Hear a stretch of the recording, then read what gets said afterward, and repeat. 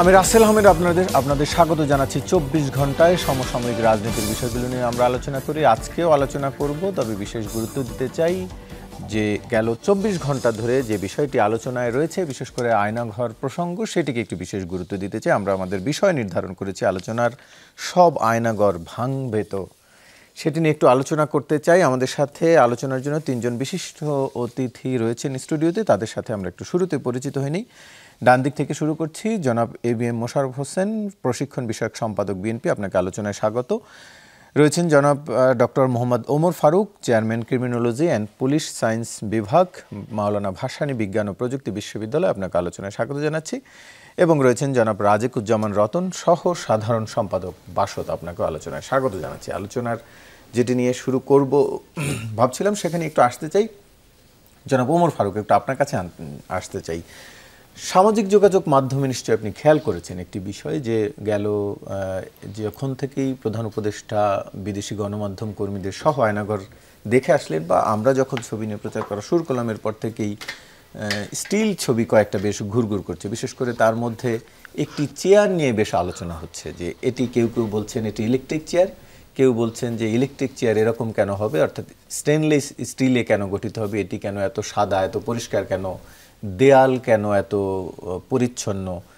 আপনি ভিডিও বা স্টিল ছবিগুলো দেখেছেন কিনা, আয়নাঘরের যে ছবিগুলো এখন রয়েছে টেলিভিশনে বা সামাজিক যোগাযোগ মাধ্যমে, আপনার মধ্যে কোনো প্রশ্ন জেগেছে, কোনো সন্দেহ জেগেছে?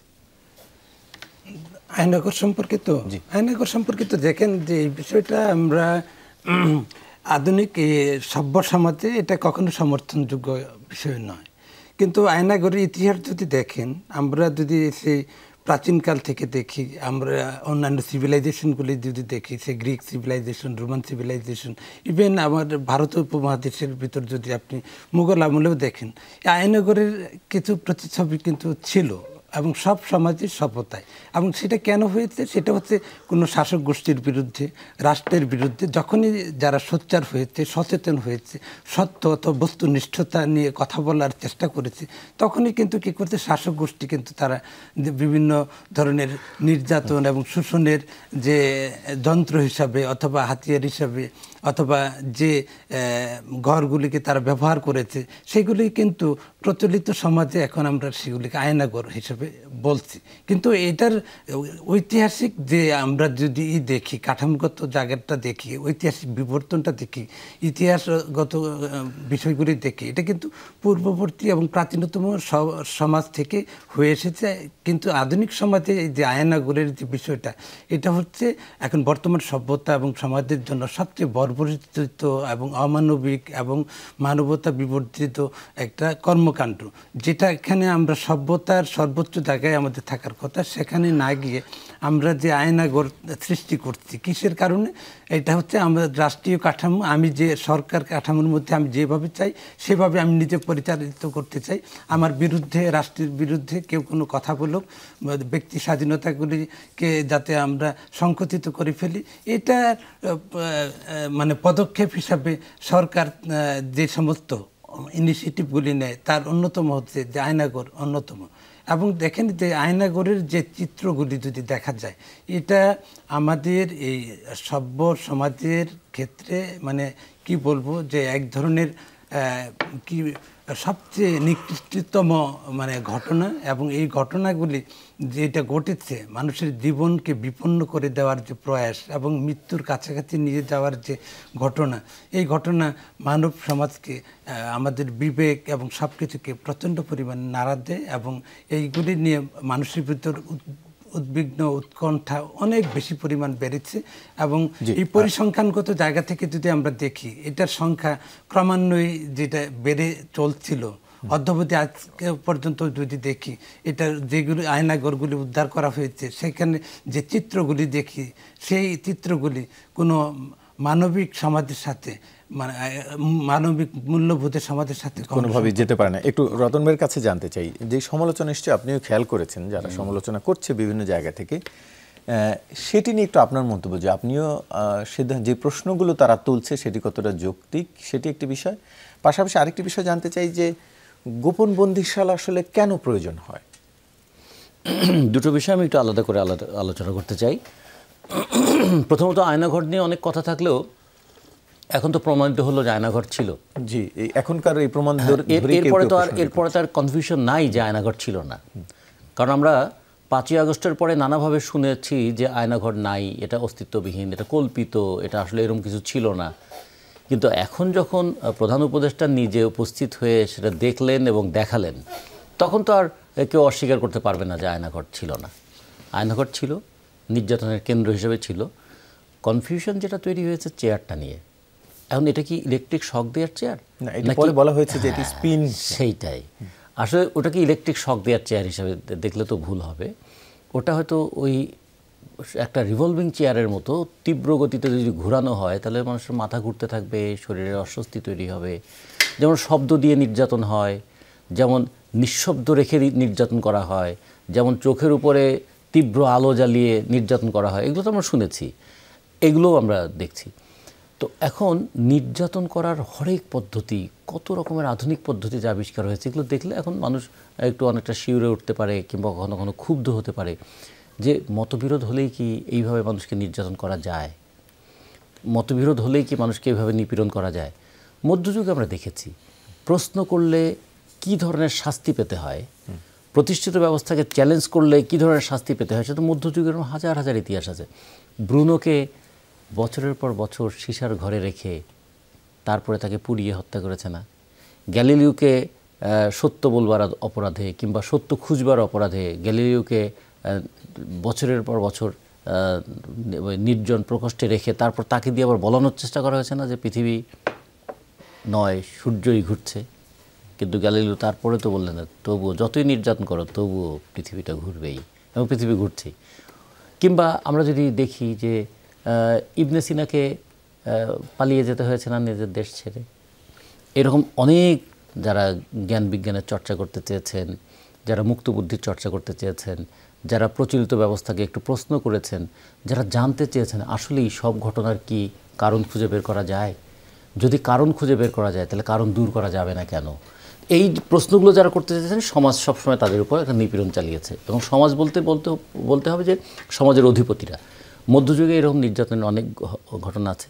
এমনকি তো আমরা এটাও শুনেছি যে রাজত্ব নিয়ে যখন সংঘাত হয়েছে তখন ভাইয়েরও গলা কেটে বাবার কাছে পাঠিয়ে দেওয়ার ঘটনা আমরা দেখেছি। তার মানে স্বার্থের সংঘাত হলে কি হয়। কিন্তু আজকের দুনিয়ায় আমরা স্বার্থের সংঘাতটাকে এইভাবে দেখব কেন, প্রশ্নটা আসছে এখানে। আমরা তো অতীতে সেই দিনগুলো পার করে এসেছি, তাই না? এখন তো আমরা যুক্তি করতে পারি, এখন আমরা বিজ্ঞান মানতে পারি। এখন আমরা আপনার কথা যদি আমি নাও মানি, সে ভলতেয়ারের কথা অনুযায়ী আপনার কথা শোনার মতন একটা মন তো আমার থাকবে। যে সামন্তবাদকে উচ্ছেদ করে যখন গণতন্ত্রের কথা এলো বা বুর্জোয়া গণতন্ত্রের কথা এলো, তখন তো এই কথাটা এসেছিল যে আপনার কথা বলার স্বাধীনতাটা আমি সমস্ত দিক থেকে রক্ষা করব। কারণ আপনি যদি কথাই বলতে না পারেন, আপনি যদি প্রশ্নই করতে না পারেন, তাহলে আপনি আমরা সংশোধন হব কিভাবে? আমরা যা করছি সেটাই সব চূড়ান্ত নয়, একেও যাচাইয়ের মধ্যে যেতে হবে। এই যাচাইয়ের মধ্যে যাওয়ার ক্ষেত্রে দুটো দিক ছিল। একটা ছিল তার ফিলোসফিক্যাল টলারেন্স, মানে বিরুদ্ধ মত শোনার মতো একটা মানসিক ধৈর্য লাগবে। দ্বিতীয়ত যাচাই বাছাই করা। এখন যাচাই বাছাইটা কীভাবে হবে, এর ভিত্তিটা কী হবে? ভিত্তিটা হচ্ছে বৈজ্ঞানিক ভিত্তি। এই কথাগুলোই তখন এসেছিল। ফলে বুর্জোয়া গণতন্ত্রের সঙ্গে কিন্তু খুব ওতপ্রোতভাবে যুক্ত ছিল মত প্রকাশের স্বাধীনতা এবং যাচাই বাছাই করার স্বাধীনতা। তো আমাদের এখন তোমরা সব অতিক্রম করে শুধুমাত্র সিদ্ধান্ত গ্রহণের স্বাধীনতা আছে, এবং সেটা ক্ষমতাসীনদের।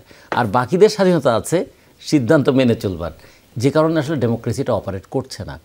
আমরা এই জন্য তো একটা ডেমোক্রেসির জন্য লড়াই করেছিলাম।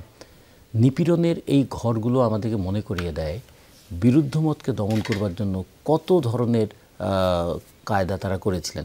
2 নম্বর আরেকটা জিনিস আমাদেরকে মনে করিয়ে দেয়, সব কি বিরুদ্ধ মতকে দমন করার জন্য?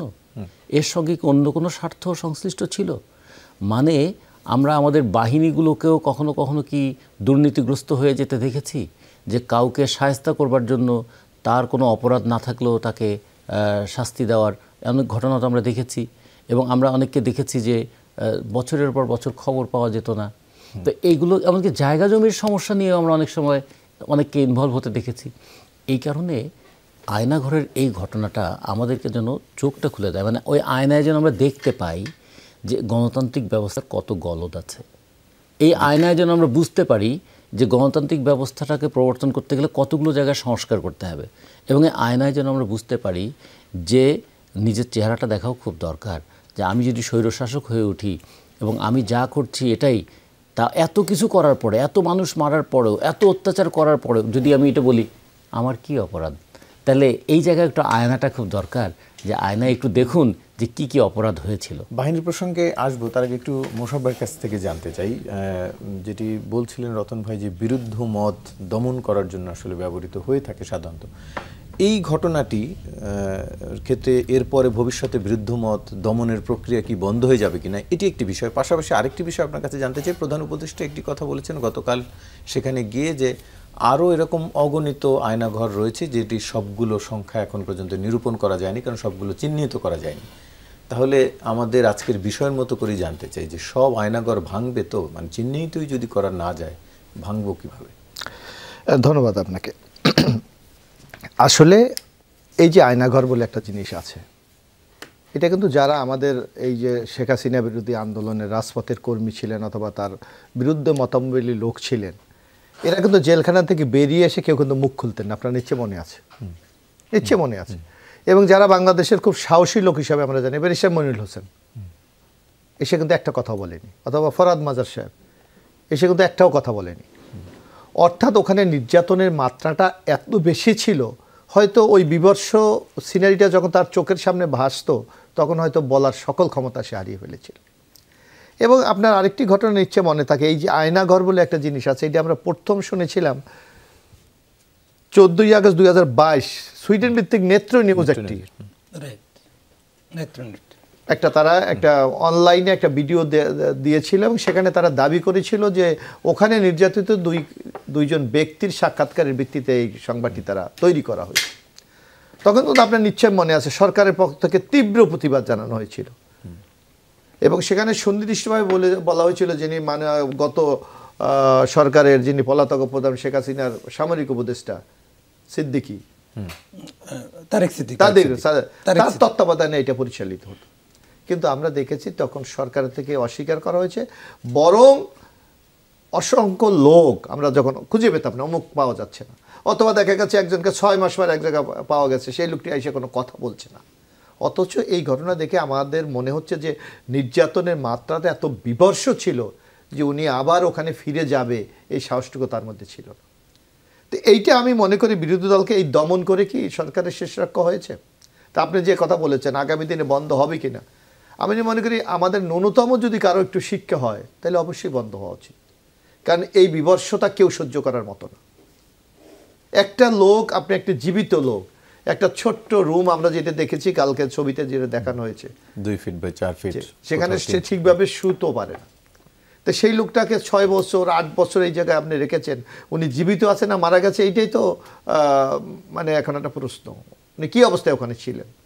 এমন আমি একটা কথা আমার স্পষ্ট মনে আছে, 2014 সালে যখন আমরা আন্দোলন করেছিলাম সেখানে, যেটা বিনা প্রতিদ্বন্দ্বী 153 জন নিয়ে, তখন আমাদের একটা ছেলে, ছাত্রদলের একটা ছেলে এভাবে বলেছিলেন যে আমাকে এইভাবে রেখেছিল, এইভাবে আমার উপর টর্চার করেছিলেন। কিন্তু আমরা তো তখন তথ্য প্রমাণ পাইনি, আমরা কিন্তু এটা জনসম্মুখে উপস্থাপন করতে পারিনি যে আসলে প্রকৃত ঘটনা। আর সেই ছেলে অত আগ্রহী তখন হয়নি, কারণ তার মনে মধ্যে একটা ভীতি কাজ করছিল। এটা আমার সাথে যখন সে কথা বলছিল তার মধ্যে যেন একটা আতঙ্ক ভাব, যদি কেউ শুনে ফেলে কিনা। অর্থাৎ শেখ হাসিনা গত 15.5 বছর এই তার শাসনকে দীর্ঘায়িত করার জন্য এমন একটা ভয়ের সংস্কৃতি চালু করেছিল যার মুখে, এই যখন ব্যারিস্টার মনিরুল হোসেনের মতো লোক কথা বলে নেই, ফরহাদ মাজারের মতো লোক কথা নেই। শুধু তাই না, আপনি দেখেছেন অ্যাম্বাসেডার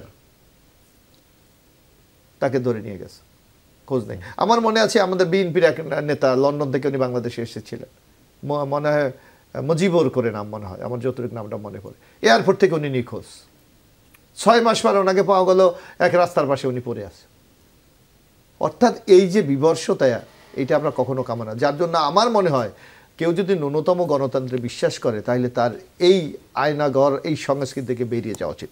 এখন আপনি যদি বলেন আসলে কি রাজনৈতিক দলগুলি বেরিয়ে যাবে, আমার কাছে মনে হয় বেরিয়ে যাবে, কারণ তাদের উপলব্ধিতে অথবা তাদের অভিজ্ঞতায় কিছু এইসব ধারণা এসেছে। যার যেমন আপনি দেখেন আমাদের বিএনপির পক্ষ থেকে ইতিমধ্যে রাষ্ট্র মেরামতের যে 31 দফা দেওয়া হয়েছে, সেখানে আপনি দেখবেন যে 31 দফার মধ্যে অনেক জায়গায় কিন্তু জবাবদিহিতাকে নিশ্চিত করা হয়েছে। যেমন আমাদের দেখেছি গত প্রধানমন্ত্রী, আপনার নিশ্চয় মনে আছে, শেখ হাসিনা, তার নেতাকর্মীরা বলতো 4 বারের প্রধানমন্ত্রী, 5 বারের প্রধানমন্ত্রী বলতো, আপনার খেয়াল আছে? অর্থাৎ এই দীর্ঘদিন যদি আপনি ক্ষমতায় থাকেন, আপনার মধ্যে একটা দাম্ভিকতা জন্ম নেয়, আপনার মধ্যে একটা ফেসিস্ট ভাব জন্ম নেয়, আপনার মধ্যে ক্ষমতা এক্সারসাইজ করার মতো একটা মনোবৃত্তি তৈরি হয়, যার জন্য কিন্তু আমাদের দলের পক্ষ থেকে স্পষ্ট ভাষায় আমরা বলেছি যে 2 বারের বেশি কেউ প্রধানমন্ত্রী হতে পারবে না। তারপর আপনি দেখেন পার্লামেন্টে এই যে 300 আসনের এমপি, যারা আপনি বাংলাদেশের যেটা সাধারণত নিয়ম, হয়তো আপনি বলবেন উন্মুক্ত ইলেকশন, যে কোনো লোকই তো ইলেকশন করতে পারে, কিন্তু বাংলাদেশে কি মার্কার বাইরে জেতা সম্ভব? কঠিন। সম্ভব? আমার মনে হয় তো সম্ভব না। কারণ বাংলাদেশের মানুষ মনোজগতে একটা সেট আছে তাদের, যে একটা কনফিডেন্স যেটাকে আমরা বলি আছে, যে এই মার্কাটাকে বা এই দলটাকে ভোট দিলে মনে হয় আমার আকাঙ্ক্ষাটা পূরণ হবে।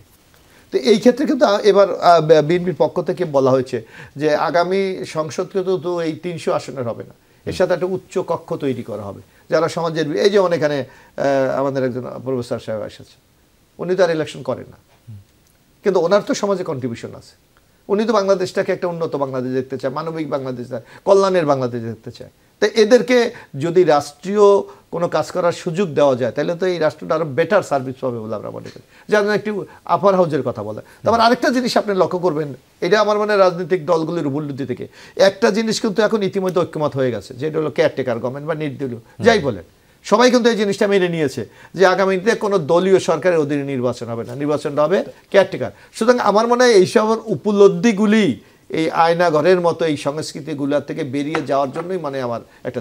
তারপর আরেকটা দেখেন যে আমরা বিশেষ করে বিএনপির পক্ষ থেকে আমরা স্পষ্ট ভাষায় বলেছি যে জনগণের ভোটে যদি আমরা নির্বাচিত হই এককভাবে, তারপর আমরা জাতীয় সরকার করব। একটি বিষয় আমি আবার একটু আসতে চাই যে তার মানে কি এটি বলতে পারি যে ভবিষ্যতে বিএনপি ক্ষমতায় গেলে তাদের আমলে আয়নাঘর থাকবে না, এই ধরনের কোনো কিছু?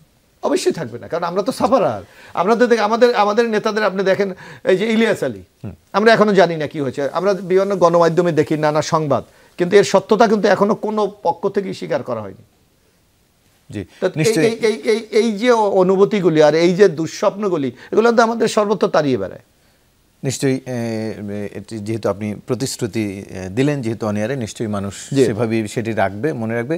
আরেকটি বিষয় একটু আসতে চাই, জাতিসংঘ যে রিপোর্ট, জাতিসংঘের মানবাধিকার কমিশন থেকে যে রিপোর্ট গতকালকে দেওয়া হয়েছে, সেখানে র্যাব র্যাবকে বিলুপ্তির কথা বলা হয়েছে, এবং আজকে স্বরাষ্ট্র উপদেষ্টা বলেছেন যে এটিকে তারা সাধুবাদ জানাচ্ছেন এবং আলোচনার পরে বিষয়ে সিদ্ধান্ত নেওয়া হবে, অর্থাৎ র্যাব বিলুপ্তির বিষয়। এটি নিয়ে একটু আলোচনা জানতে চাইব, মোশাররফের কাছেই জানতে চাই যে র্যাবের গঠন হয়েছিল বিএনপির আমলেই, এবং তখনকার সময়ে সবশেষ অধিকারের একটি রিপোর্টেও বলা হয়েছে র্যাবের সম্ভবত 2004 থেকে 2006 সাল পর্যন্ত 380 জন বন্দুক যুদ্ধে নিহত হয়েছেন। এটি কি আসলে বিচার বহির্ভূত হত্যাকাণ্ডই বলছে অনেকে, এই বন্দুক যুদ্ধের তারা যেটিকে বলছেন?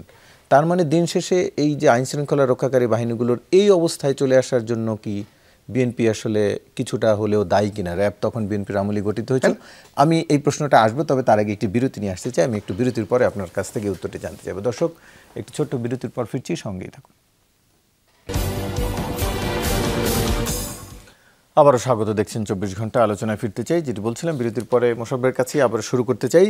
জানতে চাচ্ছি যে এই যে বিচার বহির্ভূত হত্যাকাণ্ডের যেটি এখন আলোচনা, বা এখন যে কারণে র্যাব বিলুপ্তির প্রসঙ্গ আসলো, এটি তো শুরু হয়েছিল বিএনপির সময় আসলে, তার মানে দায় কিছুটা তো বিএনপিরও রয়েছে না? আপনি দেখবেন আপনার ওই সময়ের পরিস্থিতি কি, সেটাকে আপনি আলোচনা, আমার স্পষ্ট মনে আছে, আমরা তখন ছাত্র রাজনীতি করি আমরা, আপনার মনে আছে ঢাকা শহরে নানা গ্রুপ তৈরি হয়েছিল, এই কোথাও কালাজাহাঙ্গীর গ্রুপ, কোথায় এই গ্রুপ, কোথায় ওই গ্রুপ। এই ঢাকা শহরে আমার মনে আছে যে কোনো জায়গায় মানুষ মারা যাচ্ছে, ঢাকার ওই সময় পরপর মানে 5 জন আর 7 জন কমিশনার মারা গিয়েছিলেন, সিটি কর্পোরেশন নির্বাচিত কমিশনার। অমুক জায়গায় এবং কিছু জঙ্গি তৎপরতাও ছিল, হ্যাঁ জঙ্গি তৎপরতা, অমুক জায়গায় টেন্ডার নিয়ন্ত্রণ হচ্ছে, এমন একটা অবস্থা হচ্ছে। জনগণের প্রত্যাশা ছিল এই অবস্থা থেকে একটা উত্তরণ, সেই চাহিদাটাকে পূরণ করার জন্য কিন্তু বিএনপি তখন এটা করেছিল। এবং তখন স্পষ্ট আশা আমার মনে আছে, বলা হয়েছিল যে সন্ত্রাস, চাঁদাবাজি, ওই যে জঙ্গি দমন, অবৈধ অস্ত্র উদ্ধার, এরকম সুনির্দিষ্ট কিছু কারণে র্যাবকে কাজে লাগানো যাবে, এলিট ফোর্স হিসাবে, এলিট ফোর্স, বিশেষ ফোর্স হিসাবে। কিন্তু এই যে র্যাবকে আপনি রাজনৈতিক প্রতিপক্ষকে দমনের জন্য ব্যবহার করবেন, রাজনৈতিক দলকে কোনো যার অর্থ আছে, সম্পদ আছে, তাকে জিম্মি করে অর্থ আদায় করবেন, এইটা কিন্তু বিএনপির আমলে ছিল না।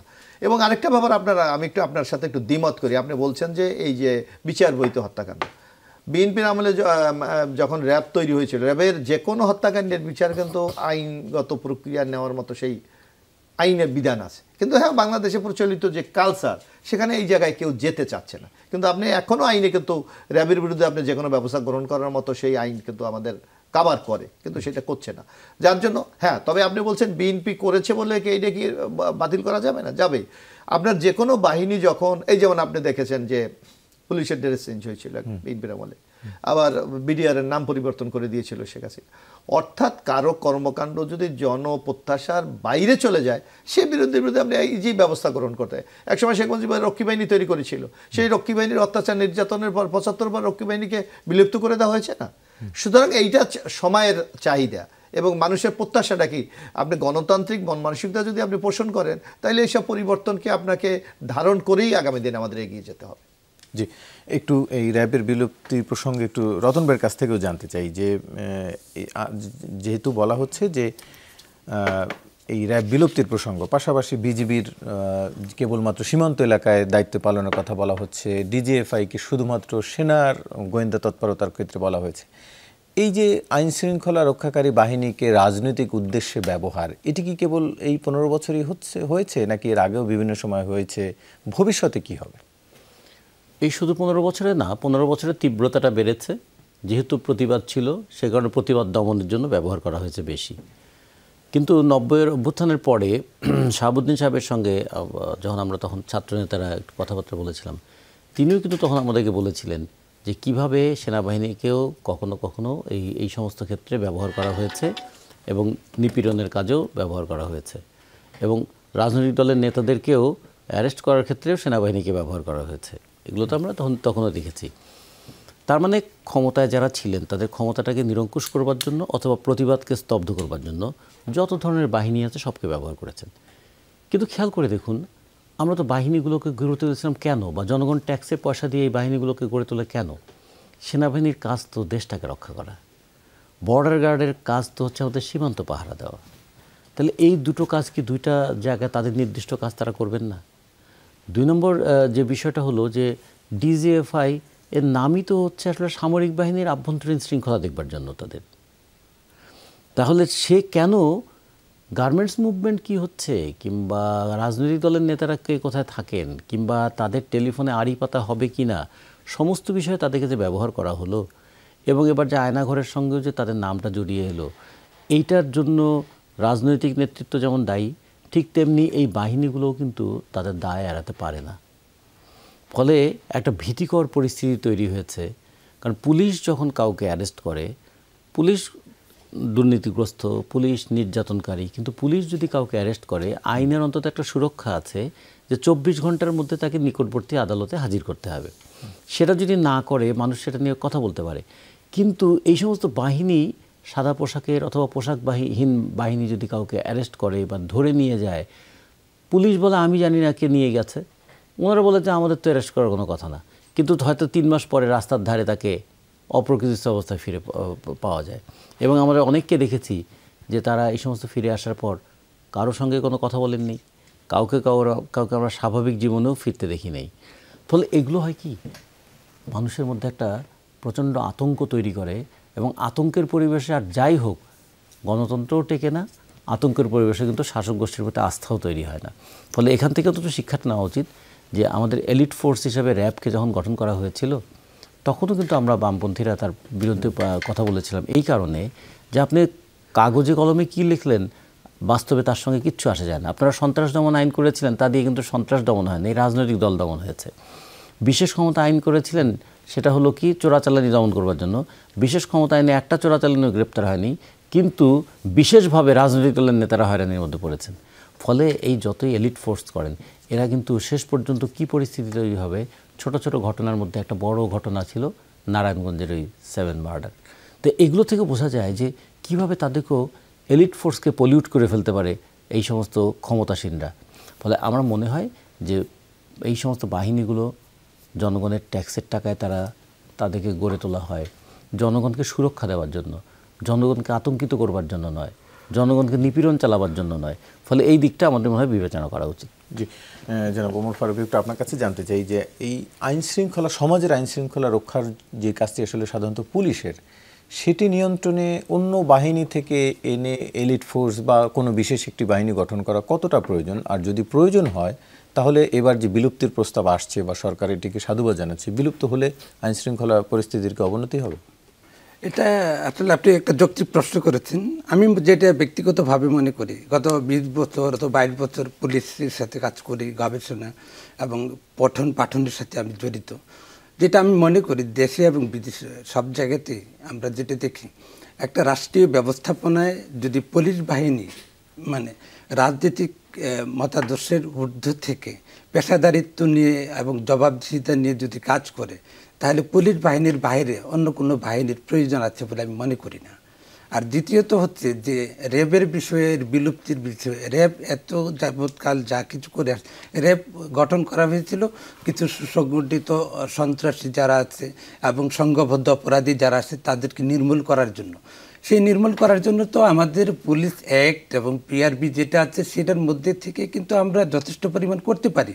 সেই ক্ষেত্রে আমরা যদি পুলিশের সক্ষমতা, পুলিশকে রাজনীতিকরণের বাইরে এবং তার যদি পেশাদারিত্বের জায়গাতে যদি আমরা নিয়ে আসতে পারি, তাহলে র্যাবের মতো বিশেষায়িত সংস্থা তো আমাদের প্রয়োজন নেই।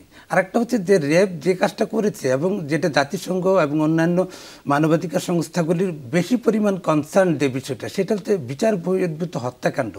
এটা আমরা প্রথম থেকে বলে আসছি, এটা কখনোই সমর্থনযোগ্য না। একটা সভ্য সমাজে, একটা সভ্য দেশে, একটা সভ্য সমাজের মধ্যে বিচার বহির্ভূত হত্যাকাণ্ড কখনো সমর্থনযোগ্য না। ইভেন আমি বর্তমান এই সময়ের এই যে ডেভিল হ্যান্ড একটা অপারেশন এখন চলছে, ক্লিন হার্ট অপারেশন হয়েছে, এগুলো আসলে তাৎপর্য কী?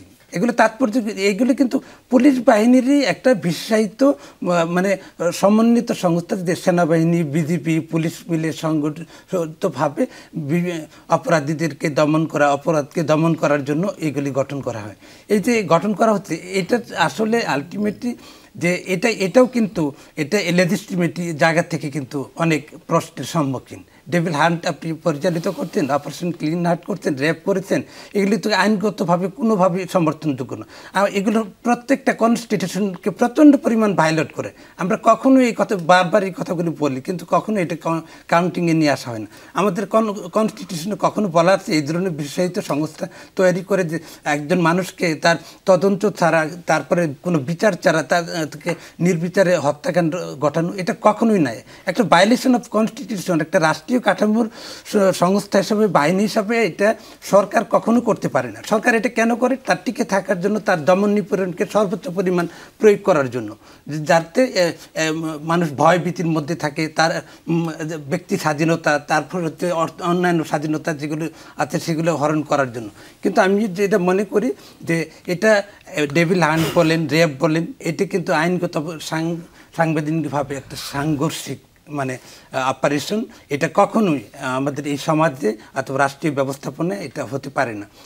আর এটা হওয়ার ফলে হ্যাঁ, অনেকে মনে করতে পারে যে অনেক বড় ধরনের অপরাধ আমরা নির্মূল করতে সক্ষম হয়েছি, আবার অনেক ধরনের এই সংস্থা বড় ধরনের অপরাধের সাথে নারায়ণগঞ্জে সাবিন মার্ডার, রতন ভাই যেটা বললেন, সেগুলো হয়েছে।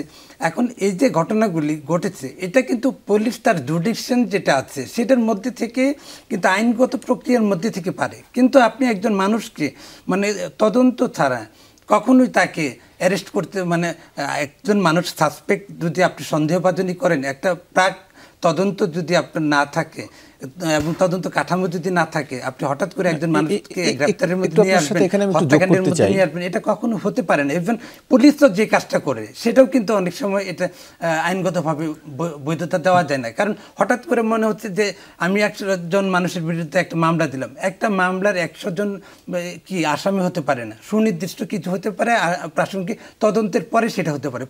তদন্তের ছাড়াই, উইদাউট ইনভেস্টিগেশন ছাড়াই ঢালাওভাবে মামলা দেওয়া, ঢালাওভাবে গ্রেপ্তার করা এবং বিশেষায়িত বাহিনী তৈরি করে জনমনে উৎকণ্ঠা, তারপরে উদ্বিগ্নতা তৈরি করা, এটা একটা পরিচ্ছন্ন, একটা স্বচ্ছ, একটা মানে সুশীল সমাজের জন্য কখনো যায় না। আর একটা কথা আমি বলতে চেয়েছিলাম, সেটা হচ্ছে যে আপনি একটা প্রশ্ন করেছিলেন মানে আরেকজন আমাদের আলোচককে, যেটা আয়নাঘর কি ভবিষ্যতে থাকবে কিনা, এটা নিয়ে কিন্তু আয়নাঘর ভবিষ্যতে আয়নাঘর, আমরা শিক্ষক মানুষ, আশাবাদী মানুষ, মানুষ ভালোর দিকে যাবে, ভালো প্রতিষ্ঠা, ভালো চর্চা এবং রাজনৈতিক, সামাজিক, সাংস্কৃতিকভাবে আমরা প্রত্যাশা করি, কিন্তু আয়নাঘর চলে যাবে এটা আপনি কখনো প্রত্যাশা করতে পারেন না। হয়তো আজকে ওনারা বিরোধী দলে ছিলেন, অনেক নিপীড়ন নির্যাতনের শিকার হয়েছেন, এটা মানে অস্বীকার করার কোনো উপায় নেই, কিন্তু আয়নাঘর হয়তো থাকবে না, কিন্তু আয়নাঘরের ফরম্যাটটা চেঞ্জ হবে, ভিন্ন নামে এটার পরিক্রমাটা চেঞ্জ হবে। হয়তো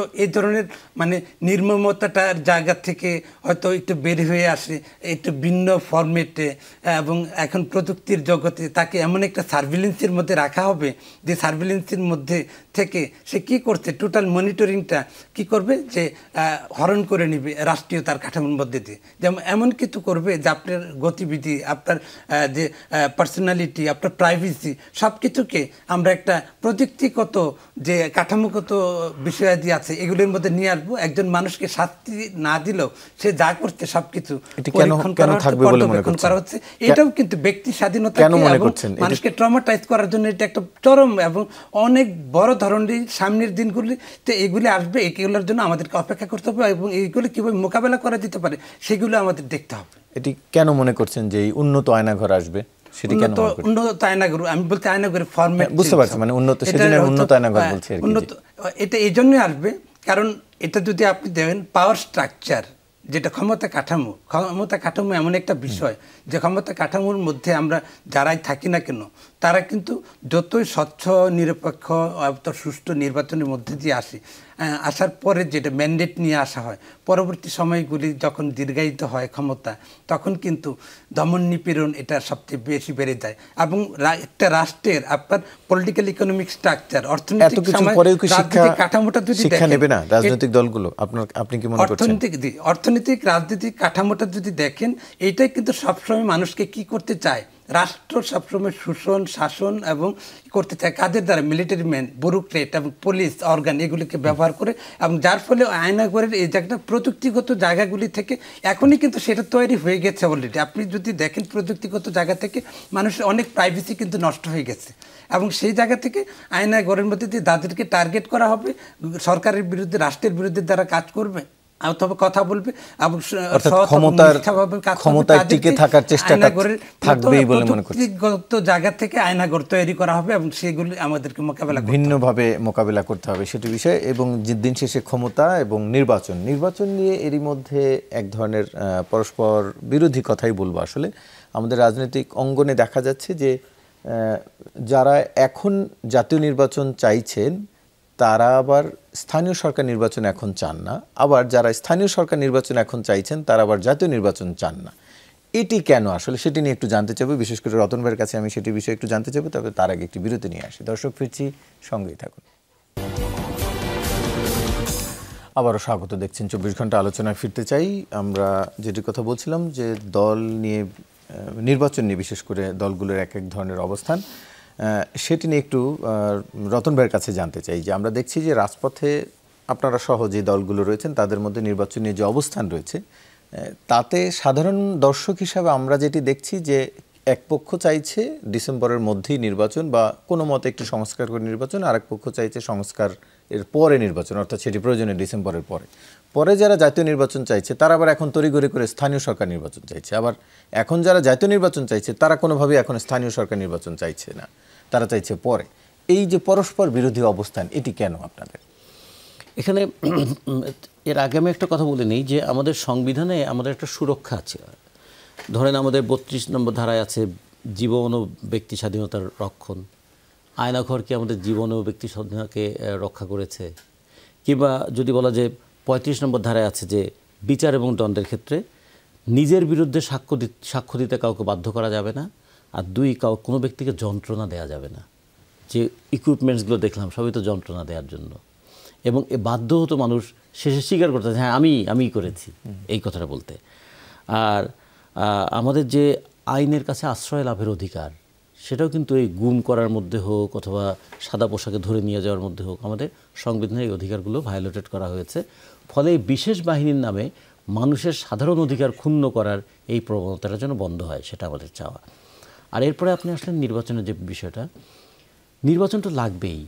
একটা অন্তর্বর্তীকালীন সরকার তো অন্তহীন কাল পর্যন্ত চলতে পারবে না, তাকে কোনো না কোনোভাবে তো এই ক্ষমতাটা হস্তান্তর করতে হবে। ক্ষমতা হস্তান্তরের পথ কি আছে? ক্ষমতা হস্তান্তরের দুটো পথ আছে, আবার আর একটা অভ্যুত্থানের মধ্য দিয়ে এই সরকারকে সরিয়ে দেওয়া, অথবা একটা নির্বাচনের মধ্য দিয়ে পরবর্তী সরকারের কাছে যাওয়া। তা আমরা তো মনে করি আমরা ফ্যাসিস্ট রেজিম থেকে ডেমোক্রেটিক সিস্টেমে যাওয়ার জন্য অভ্যুত্থান হলো, যেহেতু সেই সরকার নির্বাচনটাকে করতে দেয় নাই, নির্বাচনটাকে সুষ্ঠু রাখে নাই, নির্বাচনটাকে নিজের মতো করে করেছেন। সেটা করতে গিয়ে কখনো দিনের মতো রাতে করেছেন, কখনো আমির করেছেন, কখনো ভোটার না থাকলেও নির্বাচন করিয়ে নিয়েছেন। আমরা তো মনে করি যে একটা সুষ্ঠু গ্রহণযোগ্য নির্বাচনের পদ্ধতি হওয়া উচিত। তাহলে তিনটা লাভ হবে আমাদের।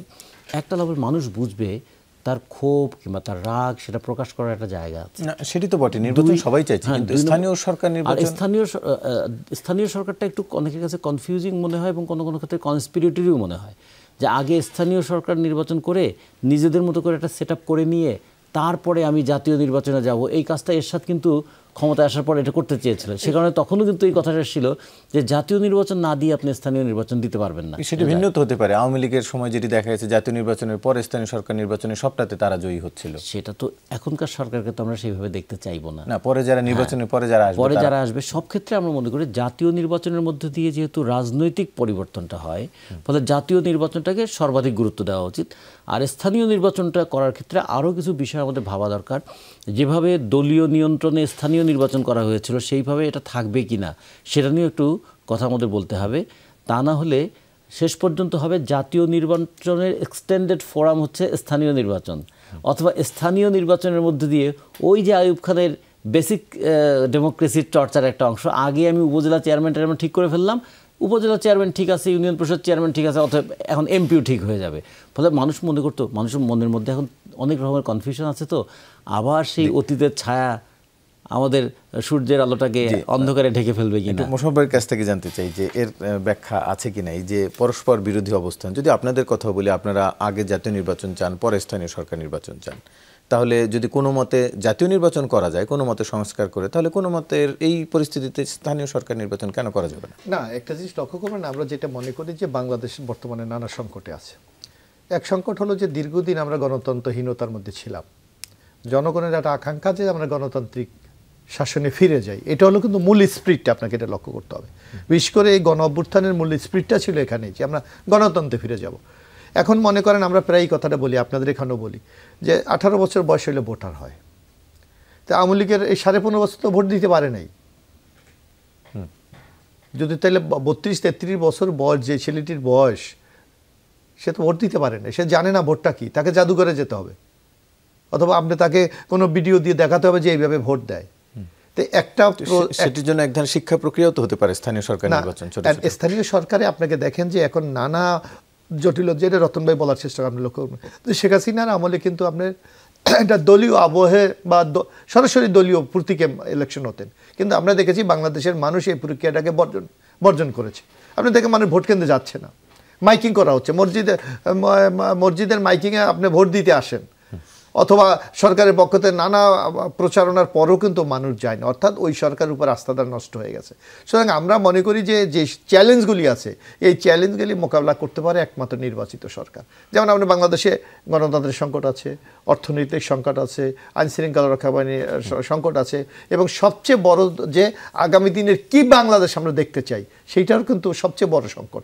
আর এই কি বাংলাদেশ দেখতে চাই, এইটা কিন্তু একমাত্র এর একটা রূপদান করতে পারে একটা নির্বাচিত সরকার। সেটি কেমন যে নির্বাচিত সরকার আসার পরের মাস থেকে সব চেঞ্জ হয়ে যাবে? চেঞ্জ না, আপনাকে একটা এবার আপনি দেখেন আমাদের অভিজ্ঞতা, আপনি দেখেন যে শেখ হাসিনার এই 15 বছরের যে অত্যাচার, নির্যাতন, অনিয়ম, এটা কিন্তু প্রত্যেকটি মানুষ এখন কিন্তু কথা বলছে, স্টেক হোল্ডাররা কথা, তারা একটা পরিবর্তন চাচ্ছে, এবং রাজনৈতিক দলগুলি যদি এই পরিবর্তনকে ধারণ করতে না পারে, তার আমাদের ভারপ্রাপ্ত চেয়ারম্যান বলেছে যে আমাদের অবস্থা কিন্তু, মনে করেন আপনি হাইপোথেটিক্যালি যে বিএনপিকে যদি আগামী দিনে রাষ্ট্র পরিচালনার দায়িত্ব পায়, বিএনপি কিন্তু স্বীকার করে আমি যদি এই আগের কালচারে আমি অভ্যস্ত হয়ে যাই, তাইলে কিন্তু আমার অবস্থা কিন্তু শেখ হাসিনার মতো হবে। আপনাকে একটা উপলব্ধির মধ্যে কিন্তু অটোমেটিক এখন চলে এসেছেন আপনি, এই জায়গা থেকে পিছিয়ে যাওয়ার কোনো সুযোগ নেই। জনাব ওমর ফারুক, একটু আপনার কাছে একটি বিষয় জানতে চাই। আমরা এর আগে বিভিন্ন সময় দেখেছি, বিশেষ করে সমাজের সুশীল সমাজের প্রতিনিধি হিসেবে আপনারা যারা রয়েছেন, যাদেরকে বলা হয়, তাদেরকে বিভিন্ন সময় সরকারের বিরুদ্ধে কথা বলে তিরস্কার, ব্যঙ্গ করার প্রচলনটি আমরা দেখেছি বিভিন্ন সময়। আজকে আমরা দেখলাম সিলেটে একটি অনুষ্ঠানে জাতীয় নাগরিক কমিটির সদস্য সচিব আক্তার হোসেন বলেছেন, বিশিষ্ট নাগরিকদের নামে যারা আওয়ামী লীগের ঘুরে দাঁড়ানোর বৈধতা দিতে চায় তাদের ধ্বংস করার জন্য বাংলাদেশের ছাত্র জনগণই যথেষ্ট। এতে কোনো হুমকি সুর দেখতে পাচ্ছেন বা শুনতে পাচ্ছেন এরকম কিছু? এটা আমার মনে হয় যে বিষয়টা আজকে আমি এই ব্যাপারে দেখেছি যে এটা আসলে এই বর্তমান সময়ে এই 5ই আগস্টের পরবর্তী যে পরিস্থিতির প্রেক্ষিতে যে সুশীল সমাজ অথবা বুদ্ধিজীবী যে সমাজ আমরা বলি, সুশীল সমাজ বলতে তো ওরকম কিছু নাই, মানে তাত্ত্বিকভাবে যে বুদ্ধিজীবী সমাজ যেটা আমরা বলি, যে তারা ঘুরে দাঁড়ানোর জন্য যে এই মানে মানুষের বিষয়টা হচ্ছে কি যে জনগণ এবং সমাজ কি চায় এটা সবার আগে উনি যে কথাটা বললেন এটা উপলব্ধি করতে হবে সবার আগে। যে আমি একটা তাত্ত্বিক আলোচনা করলাম, একটা বিশদ আলোচনা করলাম, সেটা আমার দেশে রাজনীতিক, সামাজিক, সাংস্কৃতিক প্রেক্ষিত কতটুকু সেটা গ্রহণযোগ্য অথবা বিবেচনাযোগ্য সেটা কিন্তু আগে আমাকে ভাবতে হবে। বর্তমান যে পরিস্থিতিতে বাংলাদেশ চলছে সেই পরিস্থিতিতে যেটা ঘুরে দাঁড়ানোর যে জায়গাতে আমরা যেটা চিন্তা করছি যে আবার পুনর্গঠন করে নতুনভাবে সাজানো, এটার বুদ্ধিজীবীরা মনে করতে পারে, কিন্তু এটার সাথে আমি একমত না। এই কারণে দ্বিতীয়ত হচ্ছে যে বর্তমান সময়ে যে সরকার, এই সরকারও যে কাঙ্ক্ষিত ভাবে সবকিছু করতে পারছে সেটাও কিন্তু না। আজকে আপনি আয়নাঘরের কথা বলছেন, তারপর নির্বাচন নিয়ে মানে প্রশ্ন তুলছেন, র্যাব নিয়ে প্রশ্ন তুলছেন, কিন্তু এর আগেও মানুষের অনেক মৌলিক অনেকগুলি চাহিদা, অনেকগুলি বিষয় আছে যেগুলো মানুষ প্রাত্যহিকভাবে প্রতিদিন মানে সেই ফান্ডামেন্টাল নিডগুলি সে পূরণ করতে চায়, সেটা কিন্তু সে পাচ্ছে না। আপনি ধরেন যে একটা আমরা জানি একটা বৈপ্লবিক মানে কাঠামোর পরবর্তী সময়ে একটা অস্থিতিশীল পরিবেশ চলে। এখন সামাজিক ব্যবস্থায় এবং রাজনৈতিক ব্যবস্থায় যে একটা অস্থিরতা চলছে এবং সমাজ যে নিয়ন্ত্রণহীনভাবে এখন চলছে, সরকার কিন্তু সেই আস্থা এখনো নিয়ে আসতে পারছে না। যেটা কাঙ্ক্ষিত, যেটা প্রত্যাশা আমরা করেছিলাম, সেই প্রত্যাশাটা কিন্তু আমাদের অর্জন হয় না। ততই এই ক্রাইসিসটুকু তৈরি হচ্ছে বেশি, যার ফলে গভর্নমেন্টের এখন তারা মনে করছে যে একটা নির্বাচন দিয়ে তারা একটা করতে চাচ্ছে। হ্যাঁ, এটা আমরা সাধুবাদ জানি, একটু ভালো নির্বাচন দিয়ে, কিন্তু দিন শেষে আসলে মানুষের চাওয়ার দিকে নজর দেওয়ার কথা বলছেন আপনি, যে সেইখানটায় যেন সরকার গুরুত্ব দেয়। আপনাদের তিনজনকে ধন্যবাদ জানাচ্ছি। আজকের আলোচনা শেষ করতে হচ্ছে। এগুলি না, দ্রব্যমূল্যের কথা আছে, মানুষের আরো অনেকগুলি চাহিদা আছে এবং সমাজ জীবনের নিরাপত্তা, মানুষ সবচেয়ে বেশি হচ্ছে নিরাপত্তা সংকটে আছে প্রত্যেক মানুষ। এবং আপনি জানেন না কি পরিমাণ অপরাধ গত আমাদের 6 মাসে কি কারণে বেড়ে গেছে, সেগুলো স্পষ্ট আমাদের কারণ রয়েছে। আপনাদের তিনজনকে ধন্যবাদ জানাচ্ছি। দর্শক, আলোচনা শেষ করতেছি এখানে। ধন্যবাদ সবাইকে সাথে থাকার জন্য।